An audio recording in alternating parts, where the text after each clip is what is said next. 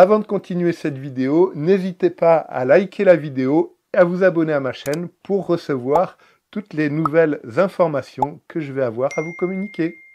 Alors, les constellations sont très efficaces pour révéler les loyautés invisibles, que ce soit les loyautés envers les frères et les sœurs, envers les parents, envers les oncles, les tantes, envers les parents adoptifs, envers les ancêtres. On ne se rend pas compte à quel point nous sommes conditionnés par ces loyautés pour faire partie du groupe de la famille. Et au niveau de la psyché, au niveau de l'inconscient, on a très peur que si on se libère de ça, on ne fasse plus partie de la famille, donc on soit exclu du clan.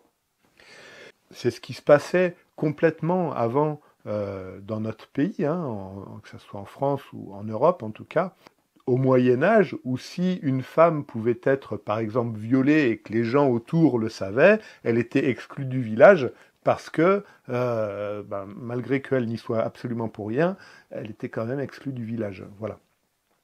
On retrouve ça aussi beaucoup en Inde ou dans les pays musulmans. Cette femme qui a eu cet abus sexuel va peut-être avoir des enfants, et ces enfants-là, s'ils naissent en tant que femmes, pourront avoir des fidélités à sa mère ou à sa grand-mère, à qui ça a pu arriver, et ces fidélités, elles vont créer un personnage chez cette nouvelle personne, de la dernière génération. Donc une personne qui va être en réaction à l'homme, ce qui est normal, puisqu'elle porte quelque chose qui ne lui appartient pas, quelque chose de sa mère, pour lui dire « Maman, je t'aime en tant qu'enfant, je t'aime en tant que femme, et donc je porte ce poids avec toi. »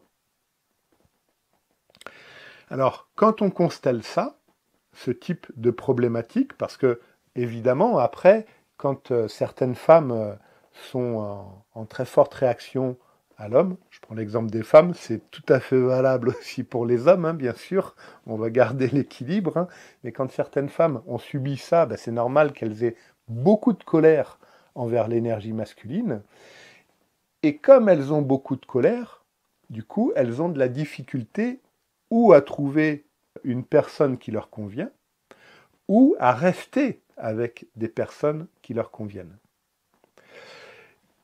Et à partir de là, avec la constellation, on va pouvoir représenter la personne qui vient et qui a cette problématique, et qu'elle ne sait pas pourquoi, parce que ce genre de choses, ça fait partie des secrets familiaux qu'on arrive à voir avec la constellation, même s'il n'est pas dit, en représentant la personne qui vient pour savoir pourquoi ces relations ne fonctionnent pas, on va voir le pourquoi, la cause va être représentée.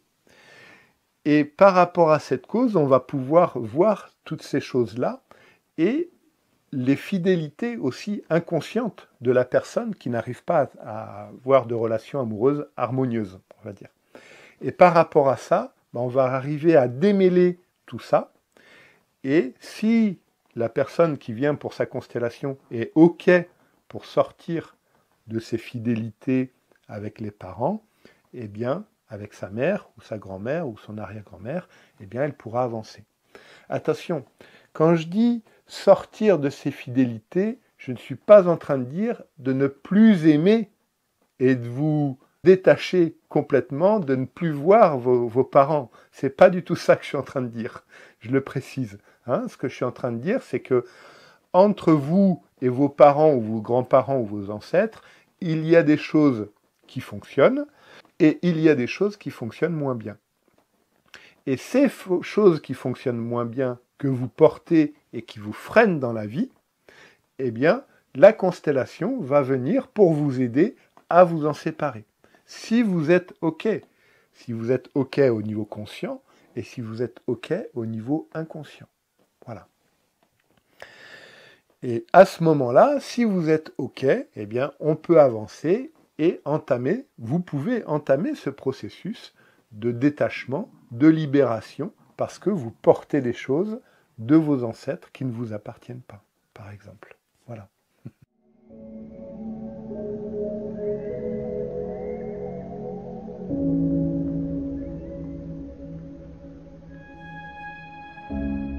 Les signes de schéma répétitif dans une relation amoureuse ou familiale, je dirais que, en fait, c'est un peu les mêmes quelque part.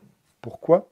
Enfin, c'est un peu les mêmes. Disons que ça part beaucoup de la même chose. Pourquoi? Parce que dans les relations amoureuses, soyons honnêtes avec nous-mêmes, la plupart des êtres humains, s'ils sont hommes, ils vont chercher inconsciemment leur mère dans leur compagne, et si elles sont femmes, elles vont chercher inconsciemment leur père dans leur mari.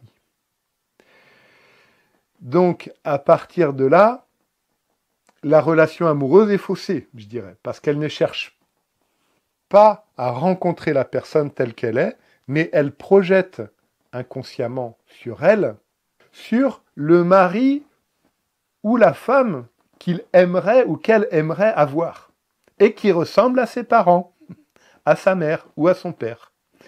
Donc, là, ce que je vous dis, ça dure 20 secondes, mais en fait, c'est un énorme truc à travailler. C'est vraiment le nœud du problème et le nerf de vos problématiques dans vos relations amoureuses et dans vos relations familiales. Pourquoi? Parce que si je vais un peu plus loin, si je vais un peu plus en profondeur, les parents qu'on choisit avant de s'incarner, on ne les choisit pas au hasard comme ça. On les choisit parce que on a un certain vécu avec eux. 2 vies, 3 vies, 4 vies, 10 vies, 15 vies, 50 vies des fois. Voilà. Eh bien, on choisit nos parents avant de s'incarner parce qu'on s'est dit, tiens, ben, dans cette vie passée, il m'a rendu un fier service, il a été beaucoup avec moi, donc je vais essayer de lui rendre ce qu'il m'a donné. Et puis, donc, comme je vais essayer de lui rendre ce qu'il m'a donné, je vais m'incarner en tant que son frère ou en tant que son fils. Bon, voilà. Mais c'est que du coup, quand on revient, ben ça peut ne pas se passer toujours bien. Ou alors, on se dit, ah tiens, c'est sympa, on fusionne un peu avec le père ou la mère, ou avec le frère ou la sœur.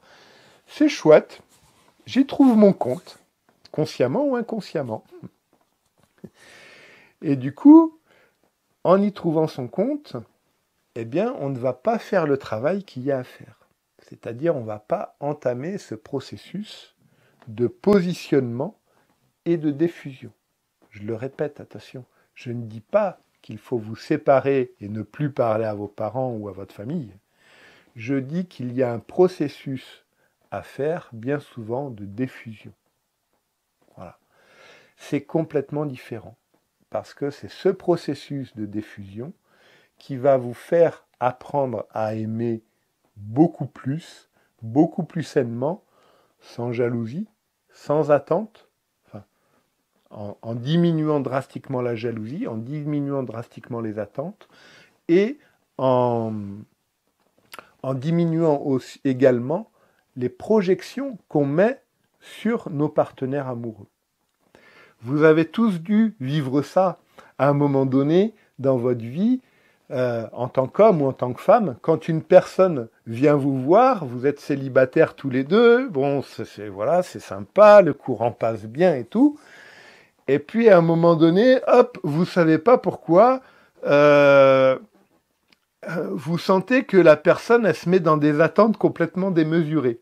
Et du coup, ça vous fait peur, donc qu'est-ce que vous faites? Hop, vous la mettez à distance, et puis bon, si c'est juste parce qu'il y avait un certain feeling entre vous, ben vous partez, vous dites, oula, non, je peux pas me mettre avec cette personne. Voilà. Donc pourquoi? Parce que cette personne en face de vous, elle avait des attentes importantes, dues à une blessure d'abandon. La fameuse blessure d'abandon. Donc, voilà. Et cette blessure d'abandon, tout le monde la porte. Absolument tous les êtres humains la portent. Donc c'est important de pouvoir la minimiser, la guérir en partie. Je dis en partie parce que le travail pour guérir complètement la blessure d'abandon, il est très très important. Et arriver à vous détacher, parce que cette blessure d'abandon, si vous vous accrochez, si on s'accroche autant aux parents ou aux membres de la famille, c'est parce que cette blessure d'abandon est là et qu'on a peur de se retrouver seul. Qu'on a peur et qu'on ne veut pas aussi également trahir l'autre parent. Et qu'on se dit, si je me détache, si je défusionne, il va penser que je l'aime plus. Parce que la plupart des humains pensent que l'amour, c'est la fusion. J'avais fait l'expérience pendant un temps, tous ceux qui venaient me voir au cabinet pour des consultations sur les relations amoureuses, qu'ils soient célibataires ou en couple, je leur demandais, c'est quoi pour toi l'amour? Et tous me répondaient, alors pas exactement sous ces termes, mais en fait, ils me répondaient, en fait, c'est la fusion. Leur réponse était, c'est qu'on soit tout le temps ensemble, ou c'est qu'on soit, voilà. Alors qu'en fait, l'amour, ce n'est pas la fusion. C'est l'amour fusionnel, c'est la projection mentale de l'homme par rapport à ses blessures d'abandon dont il ne veut pas se défaire, qu'il n'arrive pas à se défaire, et qu'il a peur ou qu'il a de la difficulté à aller chercher. Quand on sort de cette blessure d'abandon, de cette diffusion, eh bien, on s'aperçoit qu'en fait, aimer, c'est pas quelque chose de possessif. Et c'est pas souvent. Il y a une personne, une fois, elle m'a dit, oui, j'ai un rapport très très fort avec ma petite fille, j'ai un rapport très très fort. Elle avait des rapports très très forts avec toutes les personnes qu'elle aimait. Mais parce qu'elle était très très très fusionnelle. Et plus on est fusionnel, et plus on étouffe les autres. Et plus on se fait étouffer soi. L'amour, alors je vous dis ça parce que mon guide spirituel m'a montré ça, m'a donné cet enseignement. L'amour, en fait, c'est très léger.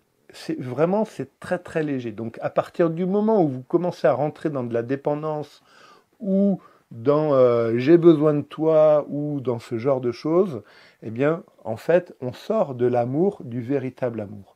L'amour, je dirais que l'amour, ce qui m'a vraiment été enseigné, c'est que l'amour, c'est quelque chose de très léger et c'est quelque chose qui se fait spontanément. Et tu as le choix. Par exemple, je me balade dans la rue, il y a des marches d'escalier, je vois une personne, une femme, qui a un enfant dans les bras, une poussette, voilà, je vais lui proposer, parce que spontanément j'ai l'élan, de lui dire, est-ce que vous avez besoin d'aide? Sans l'obliger, sans prendre la poussette et voilà. Est-ce que vous avez besoin d'aide? Et elle se sent libre de dire oui ou non. Et si elle dit oui, eh bien, je lui rends ce service. Et si elle n'a pas envie, c'est OK. Mais, et ça, c'est ce fonctionnement-là qu'il faut mettre dans sa relation amoureuse et dans sa relation avec les familles. Voilà. C'est difficile à faire passer tellement c'est fin et c'est subtil. Mais c'est en fait l'amour, tu as le choix de dire oui ou non, mais par un élan de vie, par un élan spontané, tu diras oui à la personne. Et ça, quand tu vis ça couramment, tu rentres dans l'amour inconditionnel, donc dans le véritable amour. Mais c'est pour que vous puissiez bien sentir la différence entre un amour fusionnel et une relation amoureuse où chacun est tu m'appartiens et t'es à moi, et l'amour inconditionnel. Je sais que c'est extrêmement difficile à faire. Voilà, j'en ai tout à fait conscience. Si les maîtres sont des maîtres, c'est pas pour rien. C'est parce que eux, ils y sont arrivés et qu'ils y arrivent encore. Mais voilà, c'est cette découverte, c'est ce chemin-là vers lequel chacun de nous pouvons aller et où on est invité à aller. Voilà. Et plus on se débarrasse de cette fusion, et plus on se sent léger, et plus on se sent libre, et plus c'est agréable. Voilà.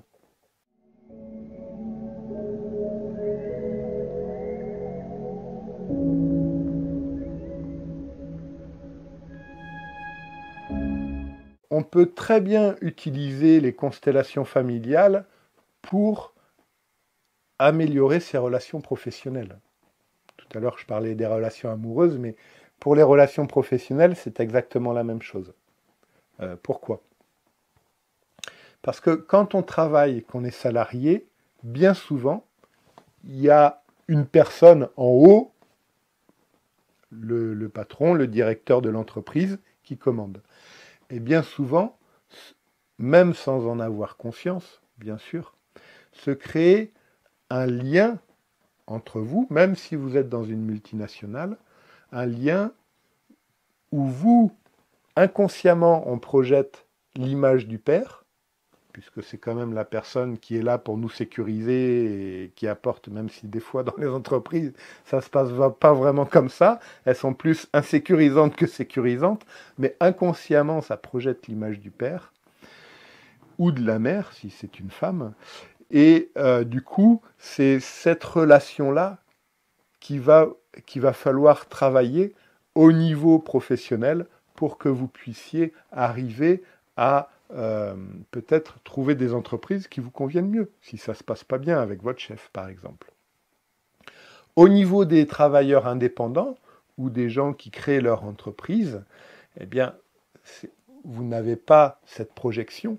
Par contre, ce que je vois, c'est qu'un certain nombre de personnes, de travailleurs indépendants ou de personnes qui ont des entreprises, comme des fois, c'est pas évident parce que quand tu es salarié, tu n'as pas toute la comptabilité, donc tu sais pas, donc tu te dis c'est bon. Mais quand tu travailles pour toi, tu as toute la comptabilité. Et ça crée un stress. Et ce stress va te faire rentrer dans de la dépendance ou dans quelque chose où tu vas t'accrocher à ton entreprise, t'accrocher à tes clients. Et comme je le disais tout à l'heure pour la relation amoureuse, plus tu t'accroches, au niveau amoureux c'est ça, hein, plus on s'accroche à la personne, plus l'autre il a envie de fuir. C'est bon, là c'est étouffant. Pour le professionnel, c'est exactement la même chose. Plus tu vas t'accrocher à ton entreprise parce que tu vois, je comprends que des fois on voit les chiffres et que c'est un peu angoissant, même des fois extrêmement angoissant.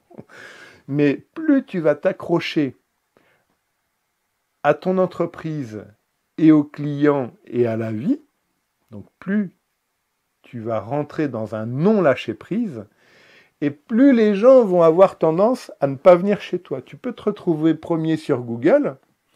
Si tu fonctionnes de cette façon, les gens ils prendront le choix d'aller voir le deuxième, le troisième ou le quatrième. Et ça, le fait de s'accrocher, de s'attacher, eh bien, tu rentres aussi dans une sorte de fusion. Voilà. Que ce soit avec ton entreprise ou avec tes clients. Et cette fusion, qui est extrêmement difficile à détecter, parce que souvent, quand c'est avec l'entreprise, il n'y a pas de matière, il n'y a personne pour nous envoyer notre miroir et nous dire « Eh là, c'est un peu... voilà ». Donc, en travaillant, voilà, en arrivant à défusionner, eh bien, ça t'aidera à relaisser de l'air, relaisser de l'espace pour que les personnes viennent à toi. Et ça, on peut très bien le voir avec les constellations, effectivement.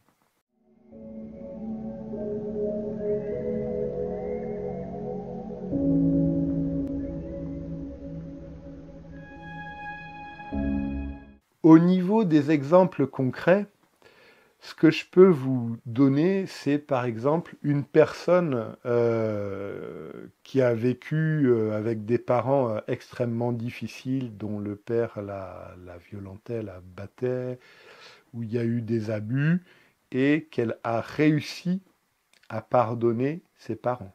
Alors quand je dis réussi à pardonner ses parents, c'est pas juste c'est bon, ça y est, je les pardonne, je l'ai marqué sur un papier. Hein. Non, non, ça se passe pas comme ça le pardon quand il y a ce genre de traumatisme. Hein.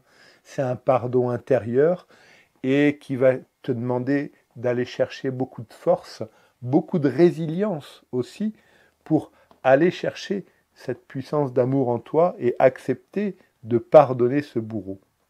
ses bourreaux. Et elle les a recroisés, elle ne les voyait plus, elle les a recroisés par hasard dans la rue et elle a réussi à parler avec eux normalement. Voilà. Donc ça, c'est un premier signe. Ensuite, il y a, qu'est-ce que j'ai? Une personne qui avait des phobies, mais vraiment, dès qu'elle se retrouvait dans les tunnels, que ce soit en voiture, en train ou dans les bus, eh bien, elle n'était pas bien. Et en fait, on a réussi à force de travailler, à aller chercher, à voir ce qui s'était passé. Donc il y avait des choses de l'enfance, et il y avait des choses de sa mère ou sa grand-mère, je crois, qui pendant la guerre était morte étouffée par un bombardement allemand, et elle s'est retrouvée sous les gravats de sa maison. Et elle ne pouvait plus bouger, elle n'a pas été... voilà. Et cet étouffement sous les gravats, cette mémoire-là a été transmise à sa fille et à sa petite-fille, et sa petite-fille le portait. Dès qu'elle était dans des endroits avec un peu de monde ou quoi, ça allait pas, elle partait en panique. Et là, l'autre jour, elle m'a appelé, elle m'a dit vraiment super parce que j'ai été voir à un festival et puis j'ai dû monter dans un bus et ça a été. Et toute ma famille était étonnée parce que du coup, ça allait, je paniquais pas. J'étais pas super à l'aise, mais je ne paniquais pas.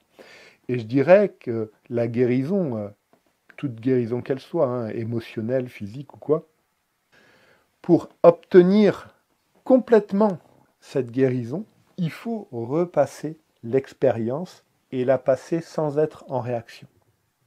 Donc que ce soit dans les relations familiales, dans les relations amoureuses, dans les relations par rapport à des phobies, par rapport à certaines sortes de choses. Une fois que vous l'avez complètement passé, à ce moment-là, vous pouvez recréer des fonctionnements internes au niveau des neurones, au niveau des cellules. C'est en la repassant que vous allez pouvoir recréer ces fonctionnements-là. Et là, vous n'avez plus de risque de retomber dans l'ancien. Pour conclure, eh bien, si vous souhaitez faire une constellation familiale à distance, individuelle ou en groupe, ou une constellation familiale sur Toulouse ou sur Pau, cliquez sur le lien dans la description.